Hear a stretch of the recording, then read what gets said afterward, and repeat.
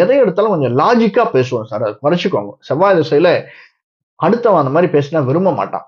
நாம நம்மளுக்கு நேர்மையா பேசுறோம்னு நெனச்சுட்டு இருப்போம். ஆனா, அது பல பேருக்கு நேர்மை பிடிக்கிறது இல்ல. அதுவும் அரசியல்வாதிகிட்ட போய் நேர்மையா பேசவே பேசாதீங்க. ஏன்னா, அரசியல்வாதிகிட்டயும், ஆன்மீகவாதிகிட்டயும் நீங்க அவர்களை விட குரலை உயர்த்தி பேசவே கூடாது. செவ்வாய் திசையில குரலை உயர்த்தி பேசணும்னா நம்மளுக்கு அடி விழுந்துட்டே இருக்கும். அத பார்த்துக்கோங்க, செவ்வாய் திசையில இருப்பவர்கள். அதே மாதிரி அ சுக்கிரனோடு சம்பந்தப்பட்ட செவ்வாய் திசையா இருந்ததுன்னா, நல்ல மங்களகரம் உண்டாகும். நாம நினைச்சது சாதிக்கக்கூடியது. பணப்புழக்கம் நெறைய இருக்கும். அ கல்யாணம் ஆவதற்கு, குழந்தை பெறுவதற்கு அல்லது பிசினஸ் சார்ந்த எக்ஸ்பேண்ட் பண்றதுக்கு, இதுக்கெல்லாம் வழிகள் அதிகமாக உண்டு செவ்வாய் திசையில. இதெல்லாம் செவ்வாய் திசையினுடைய நன்மைகள நம்ம பார்த்தோம். சின்ன சின்ன விஷயங்களையும் நம்ம பார்த்தோம். என்னென்ன கெடுதல் வரும் அப்படின்னுட்டு பார்த்தோம். இன்ஜுரி வரக்கூடியது.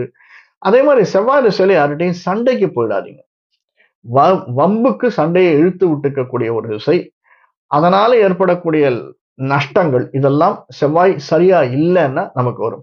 செவ்வாய் சரியா இருந்தான்னா, நம்மள கொண்டு போயி ஒரு லாயர் ஆக்கறதுக்கோ, ஒரு பெரிய நீதிபதி லெவல்ல உட்கார வைக்கிறதுக்கோ சான்சஸ் அதிகமா இருக்கு செவ்வாய்.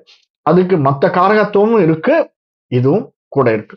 இதனால எல்லாமே அதிகமாக அஃபெக்ட்